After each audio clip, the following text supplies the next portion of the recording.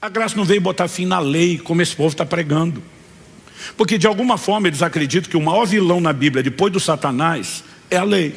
Esses caras batem na lei, falam mal da lei, atacam a lei, diz não, a lei era pesada, era difícil, ninguém conseguia obedecer, e Deus seja louvado, Jesus nos libertou da lei. Não, Jesus não veio libertar ninguém da lei. Jesus veio nos libertar do pecado. Há uma diferença gigantesca, abismal entre uma coisa e outra. Paulo escreve aos Romanos e a Timóteo e chama a lei de boa. Como é que nós vamos chamá-la de ruim? Mas quando a gente fala dessa evidente e inquestionável relação bíblica entre obediência e salvação, isso deixa alguns confusos. Eu já fui questionado várias vezes por pessoas que dizem assim, mas nós não somos salvos pela fé? Eu digo sim, é o que a Bíblia diz. Efésios capítulo 2, verso 8, pela graça sois salvos mediante a fé. Vamos citar o 8 e o 9 junto. Isso não vem de vós, é um dom de Deus, não vem das obras, para que ninguém se glorie. A Bíblia diz que nós somos salvos pela fé, e a ênfase na fé para a salvação é inquestionável. Mas a mesma Bíblia faz uma relação entre fé e obediência. Não só entre fé e salvação, como vimos, mas entre fé e obediência. Em outras palavras, a obediência é uma expressão da própria fé. A fé, ela se expressa por meio da obediência.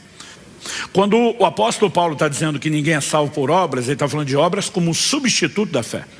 Tanto que ele vai incluir as obras da fé lá em Efésios 2. O problema é que normalmente a gente cita o verso 8 e o 9 e esquece do 10. No 8 e no 9, ele diz, pela graça sois salvos mediante a fé. Isso não vem de vós, é um dom de Deus, não vem das obras para que ninguém se glorie. Verso 10, pois somos feitura dele, criados em Cristo Jesus para as boas obras. Traduzindo, o que Paulo está dizendo na carta aos Efésios é que nós não somos salvos pelas obras, mas que nós fomos salvos para as obras, porque as obras acompanham a fé. Quem está entendendo? Tiago não está dizendo o que Paulo falou, ele está dizendo, você quer ter uma fé que não tem obras? Eu vou te dizer, essa fé é inútil, ela não vai produzir resultado, porque a fé bíblica, e ele vai argumentando com os textos bíblicos, ela tem que ter obras. Então ele não está falando de obras que substituem a fé.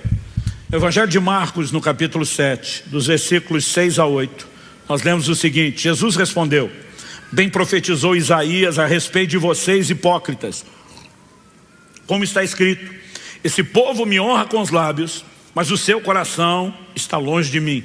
Em vão me adoram, ensinando doutrinas que são preceitos humanos. Rejeitando o mandamento de Deus, vocês guardam a tradição humana. Em primeiro lugar, Jesus fala de um povo que honra com os lábios, mas o coração está longe. Qual a definição de um coração longe? Ele diz, vocês simplesmente me adoram em vão, porque ensinam doutrinas humanas, que são preceitos humanos, mas rejeitam o mandamento de Deus. Ou seja, vocês inventaram as próprias regras e respeitam elas, mas não obedecem os meus mandamentos.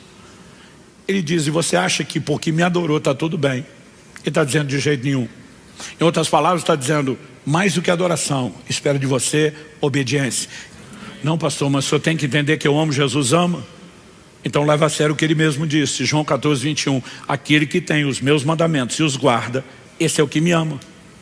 Ele diz, sua forma de expressar amor não é apenas falando, é me obedecendo.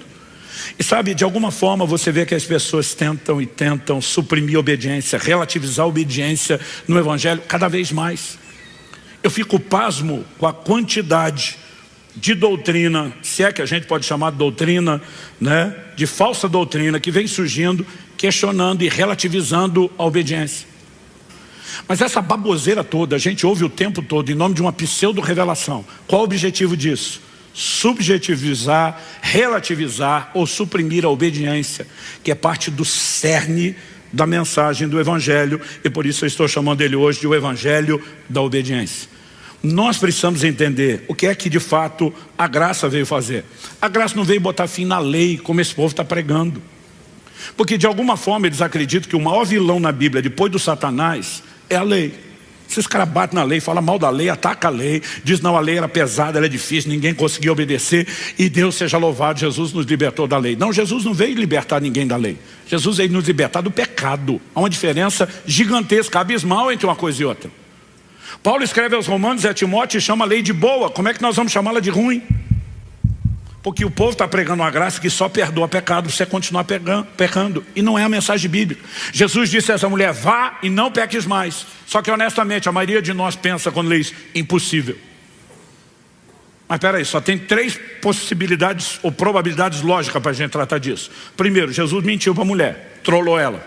Vai no peques mais, mas não é possível, ele está enganando ela. Isso cabe com a natureza de Jesus? Não.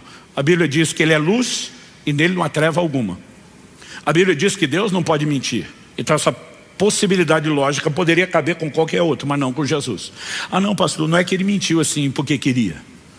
Mas ele enganou sem querer, porque enganado estava, ele não conhecia bem a teologia, não estudou muito a Bíblia, então ele achou que falava certo, mas falava errado. Você está protegendo o caráter dele, mas desconstruindo a identidade. Ele é o verbo, a palavra encarnada. Se ele não entende Bíblia e teologia, quem é que entende? E se alguma coisa do que Jesus falou não é acurado ou preciso para a nossa fé, por que é que o resto seria? Então é tudo ou nada. Ou você pega o combo inteiro, ou pode jogar tudo no lixo. Então ele não mentiu, não enganou, e ele não estava enganado. Qual a probabilidade lógica que resta? Ele falou a verdade. Não, pastor, tá bom, eu entendo que ele falou a verdade, mas não é possível. Então a verdade não é bem verdade. E no mínimo, se isso não fizer dele um mentiroso, faria dele injusto, porque ele te dá um mandamento que você não pode cumprir, então ele é injusto. E Hebreus 6,10 diz que Deus não é injusto.